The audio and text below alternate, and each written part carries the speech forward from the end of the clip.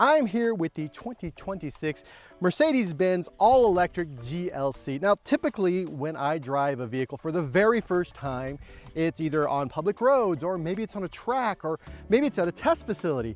But instead, Mercedes has brought me here to drive this vehicle in these dunes.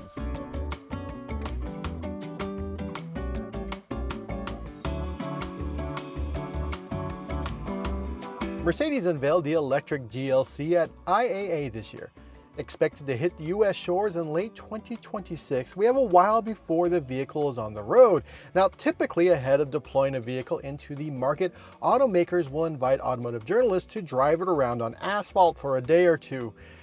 This time, Mercedes didn't do that. Instead, this happened. I'm about to drive a mid-size electric luxury vehicle on gigantic sand dunes. This is the GLC. It's on the new Mercedes-Benz platform, 800 volt, no longer a 400 volt platform. It's got the MB.OS. It's got all these wonderful new things, and I'm going to drive it in dunes. Something no one's ever going to do after this. On that new platform, the 2027 GLC 4MATIC ships with 483 horsepower and 596 pound-feet of torque. Mercedes says it will do 0 to 60 in an estimated 4.4 seconds.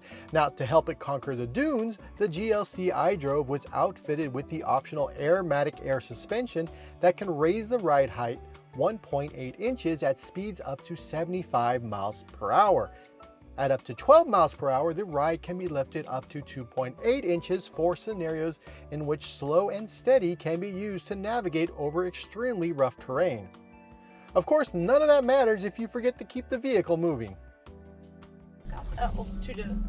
Yeah, okay. Oh, I guess we're going backwards, huh?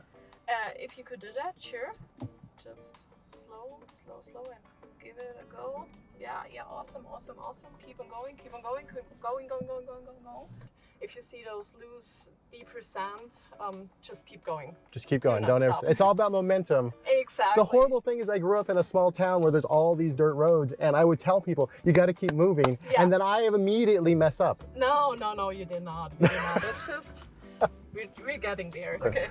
So what's happening is, as I am doing essentially just donuts in the sand, is that as the vehicle recognizes that I'm sort of losing traction, it adjusts so that it will, the slip resistance, so it'll just keep moving me forward.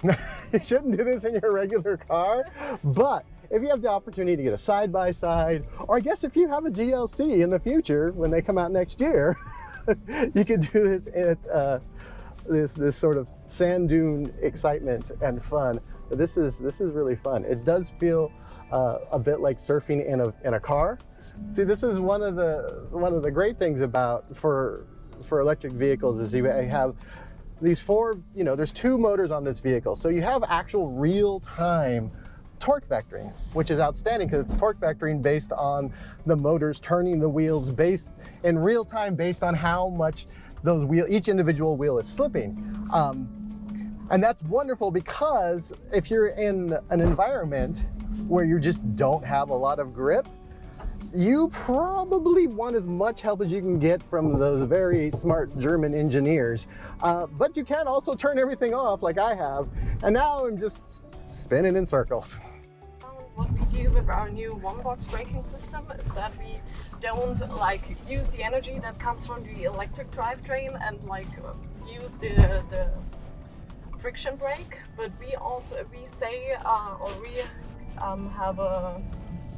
have the spin on the wheels. We tell the powertrain system, the electric driving system, how fast it should go without using the brakes. So we tell them go 2,000 RPM or in a band like that. Mm-hmm. So we don't have to use the friction brake for that. Yeah. Because so with the braking system, braking control system, we control the e-drive, the electrical drivetrain, and tell them how to behave for that kind of slip situation here. So one of the secrets, I don't know if it's a secret, of drifting for those who are unaware, is that you just have the hammer down almost the entire time when you're drifting a vehicle, because you want those rear wheels to continue to spin in order to keep, you know, sliding. And if that was applicable in here, I would just keep spinning into non-existence here on this sand. It would just not be it would not be a good fun. So it reduces power going to the wheels when you have the, you know, the steering wheel turned, as like I have now, but it'll also increase power once I have it straightened out. Oh, and it also takes into account how much spin you have.